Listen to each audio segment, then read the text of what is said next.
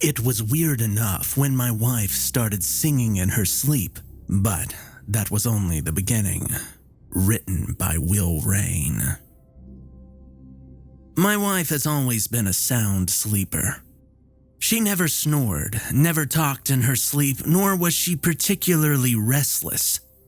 Oftentimes, she'd wake up in the same position that she passed out in with barely a wrinkle in the sheets around her. When the singing in the middle of the night began, I was perplexed to say the least. Not only was this late-night, early-morning karaoke completely out of tune and downright painful to listen to, even though I knew her to have quite the lovely singing voice, but it seemed to be some sort of gospel music. I don't mean to be offensive to any fans of the genre, but I knew for a fact that this was not Jen's cup of tea. She had never been a particularly religious type. She was more inclined to sing along with pop or rhythm and blues when she had the urge. Her father was a pastor at a church in her hometown and was all kinds of abusive and overbearing in her youth. It was his influence that inspired her to turn her back on the religion that he clearly did not understand himself. But that didn't stop her from being the most loving and caring person I have ever met. With how muffled and garbled her voice was while she warbled the barely legible lyrics, I could only make out the occasional word.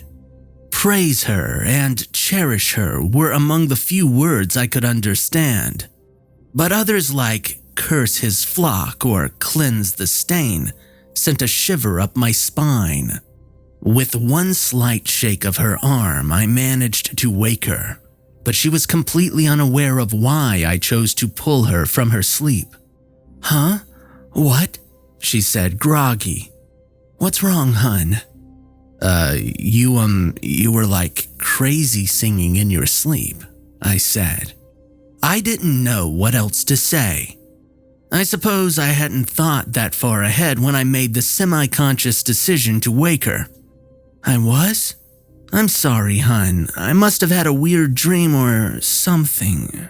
She nodded back off halfway through her words, but once she returned to her regularly scheduled, disturbance-free slumber, I knocked back out too. The remainder of the night was uneventful as always, so I didn't even bring it up the following day. But when she began her guttural song for a second time the following night, I got a little more concerned. Again, I prematurely yanked her from her sleep about halfway through her out-of-tune moaning, and once more, she had nothing to offer. "I don't know what to tell you, hun," she said the following morning when I brought up her new nightly tradition. "Have you had any strange dreams or anything?" I asked, unsure of what else to add.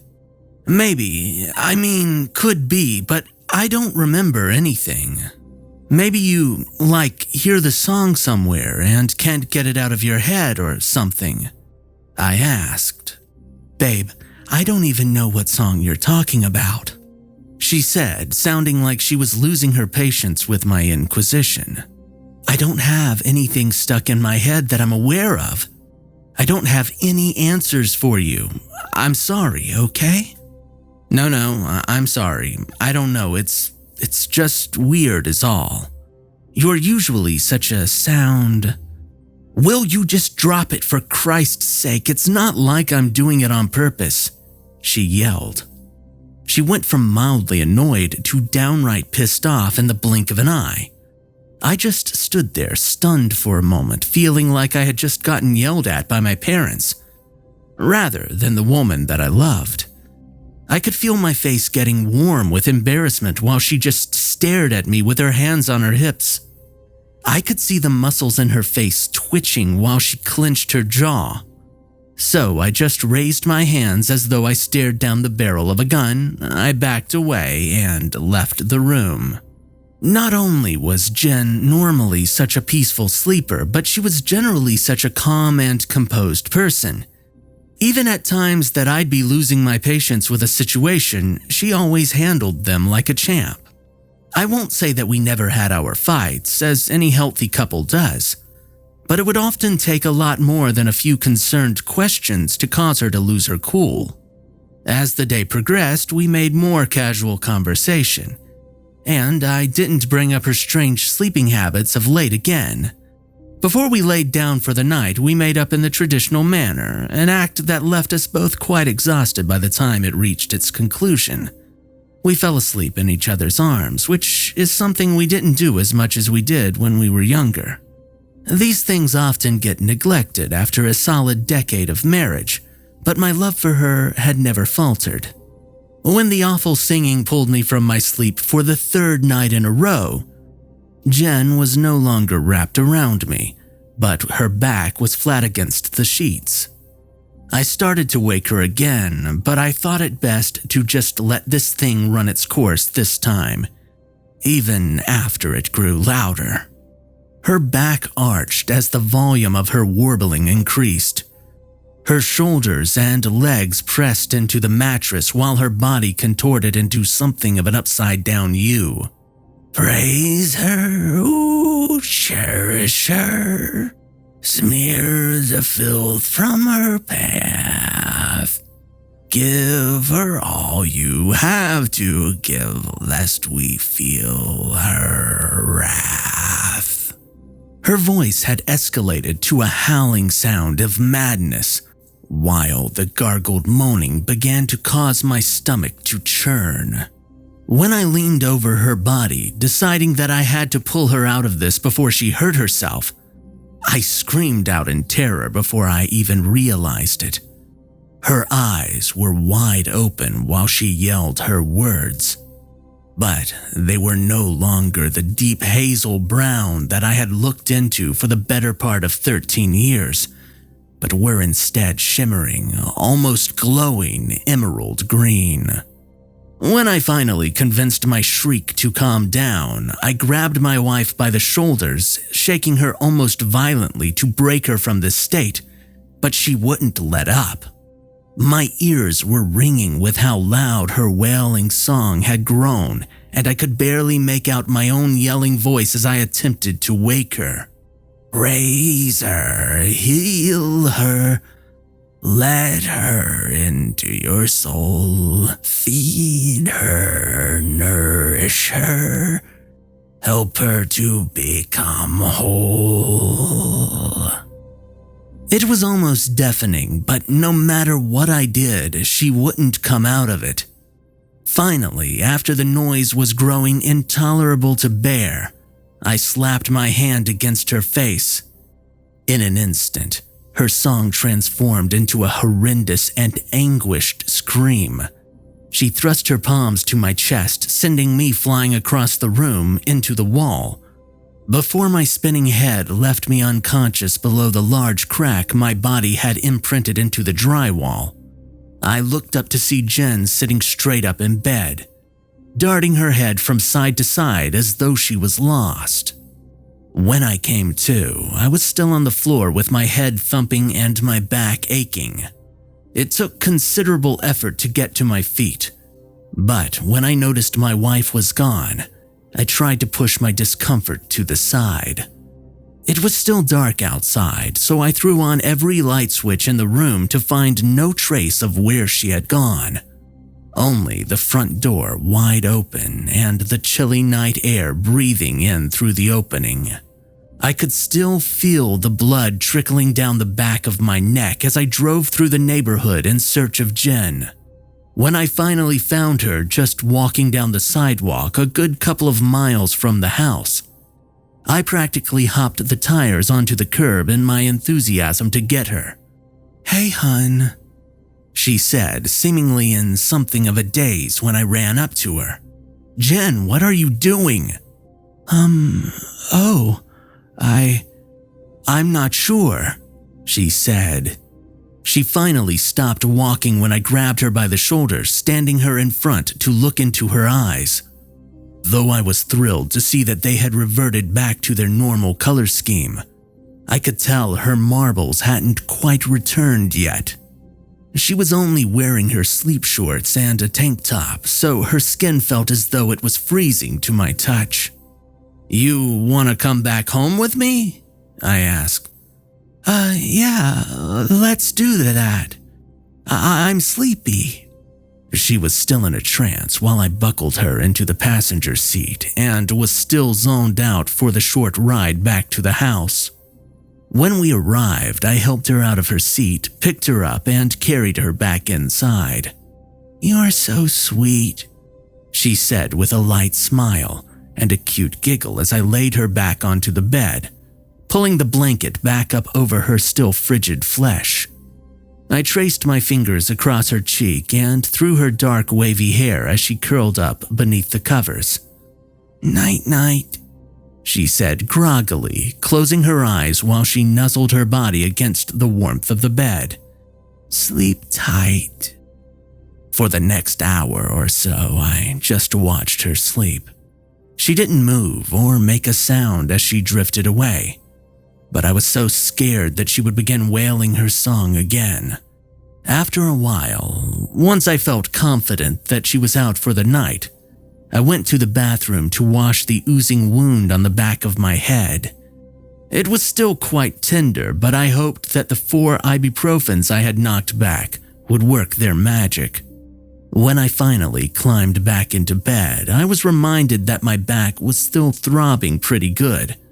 So I rolled onto my side to face my beautiful wife. As my eyes grew heavier, I attempted to push aside the stabbing pain in my chest that sorely needed answers to what had become of the once kind-hearted and carefree woman I adored. I knew I would likely have to seek out professional help for her soon, but not tonight. Jen was still asleep when I woke the following morning. Even though I knew my body could use a good deal more rest, my back was aching and stiff. After I got done with my shower, I checked back in to find her still knocked out. Honestly, as worried as I was about what had been going on with her, I hoped that her being able to get an extended rest would do her a world of good. While I was downstairs researching online to see if I could find any answers to the strange events of late, I heard the ceiling creak from movement on the second floor. I sort of froze up for a second, as though my parents were about to walk in and catch me browsing porn on my laptop, rather than Jen inadvertently finding me looking up things she seemed to have no memories of. Given her reaction when I pushed the topic on her the last time, I didn't want to inadvertently fuel another fight, even if the makeup session was more than worthy of a few harsh words. Either way, I didn't want to make things worse than they already were. When the creaking of the floor above me fell silent again, I decided to just shut down the computer and go check on my wife. I couldn't know if she remembered her late-night stroll or effortlessly tossing me across the bedroom for that matter. But I had to know if she was back to herself or not. I crept up the stairs like a burglar, hoping to keep their home invasion a secret, feeling almost silly about how I was acting. I wasn't entirely sure why I felt compelled to be so cloak and dagger about the simple act of checking on my wife after a crazy night. But I continued on that course nonetheless. When I reached the cracked open door to the bedroom, I still kept my actions as quiet as possible. I softly nudged the door, momentarily worried about potentially squeaky hinges alerting the room's only occupant of her impending guest. When I got inside, I saw Jen sitting on the side of the bed, facing away from me.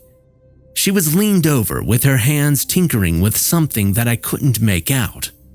It wasn't until the jingling music began to softly hum from what she held that another sharp chill ran the length of my spine once more. As I moved in closer, she began to rock from side to side, swaying to the tune clinking from what sounded like some sort of music box. When she began to hum along with the sound of the same hymn she had been warbling in her sleep for the past few nights, I felt my fingers and toes begin to tremble. Even with only being the melody of that song her tone-deaf sleeping mouth would wail into the night, I could hear those words bouncing around in the back of my mind. "Praise her," my wife softly whispered. "Cherish her," she continued while she hummed the haunting tune. "Heal her," I muttered under my breath, barely aware I had even spoken. "Nourish her." Our voices spoke together as Jen turned to see me, reaching her hand out to take mine. We left the house hand in hand, with her still clutching the music box in the other. The hypnotic tune still carried on while we navigated the car through the neighborhood and out into the world beyond. I had no idea where we were headed, but my wife took care of the navigation. Left here, right there, stay on this road for 30 miles, and so on. Regardless of the fact that she had not once turned the little brass key on the side of the simple wooden music box since we left, the music carried on through the entirety of our journey. For hours we darted from one highway to another, up and across back roads, only stopping to refuel. We didn't pull over to get anything to eat as we had no hunger. We didn't pick up anything to drink at the gas station. We were not thirsty. We were on a quest, and that was all that mattered. It was sometime after the sun had gone down that we finally reached our destination. I didn't recognize the old cemetery nor the wrought iron fence that surrounded it, but Jen seemed to know exactly where we were. She still moaned the occasional lyric to that haunting song while we got out of the car, though I no longer felt the urge to sing along. My wife wore a beaming smile as we left the pathway behind to veer hand in hand between and around a variety of both simple and elegant tombstones. The graveyard was massive, housing the dead from decades long passed by, as well as some from more recent years. As we carried on, I noticed the dates carved into the stones growing older and older, while the air we breathed tasted more stale and unnatural the longer we wandered onwards. I still felt almost mentally vacant when we finally came to a large tomb at the end of the farthest reach of the cemetery. Though we had passed through what I thought to be the very last row of headstones some 10 minutes before, this one stood alone, with only the warped and bent iron pegs of the fence behind it. Jen smiled back at me as she let my hand slip from hers as she pulled open the large door to the almost cavernous-looking tomb. As soon as she crossed over the threshold, torches on either side of the wide room ignited, lighting up the otherwise darkened area. I could feel my knees beginning to weaken when I strolled in behind her, seeing nothing more than a large concrete casket in the very center of the room. There was nothing decorative inside, only chipped and aged concrete walls and floor. When she set the music box onto the top of the casket, it sank about halfway in, causing thin grooves to bevel and spiral outwards from where it sat in place, ending in a small circular hole in the center. When the lid of the music box opened with the music still reverberating against the solid walls, Jen reached inside, pulling out a long, jewel-encrusted dagger. She held it out to me, giving me a nod of permission to take it from her before she smiled enthusiastically, lifting herself onto the casket. "Nourish her," she said as she lay back with her head touching the side of the music box, which had closed itself shut once more. I barely felt in control of my own body as I approached where she lay, holding the dagger above me with both hands, smiling back at the beautiful woman I loved with my whole heart. Make her whole. I said, readying myself to force the blade down into her chest, allowing her blood to flow freely into the waiting mouth of the goddess beneath the concrete slab. The haunting tune still echoed in the box above my wife's head, echoing against the ancient walls that surrounded us. Jennifer gave me another nod, signifying that the time had come. We smiled warmly to one another as I thrust the dagger downwards with all of my might and passion. When I pulled the car back into the driveway of the home I shared with my wife, I was still very puzzled by the events that led us to somewhere on the other side of the country. I just sat staring at the front door with the morning sun beaming down from above, feeling less than inspired to get out of the car I'd already spent far too much time in over the previous 24 hours. I could recall everything in vivid detail. The song that captured my mind and senses, the seemingly endless trip to the ancient boneyard, and even the glee I felt as I thrust the dagger downwards. I still couldn't figure out if it was my own will or something else that guided the blade away from Jen and into the simple wooden box. But as soon as the impact silenced the hypnotic melody for good, both my wife and I snapped out of whatever trance had taken hold of us. We were both shaken up from the whole experience, and I still can't believe that I came so close to impaling the woman I loved. But I can only hope this whole ordeal is over now. When we finally went into our home, cleaned ourselves up, and got some food into our empty stomachs, we did a lot of talking. It would seem that the music box had been delivered to the home about a week ago with no return address on the package. Jen had assumed it was some sort of gift for one reason or another.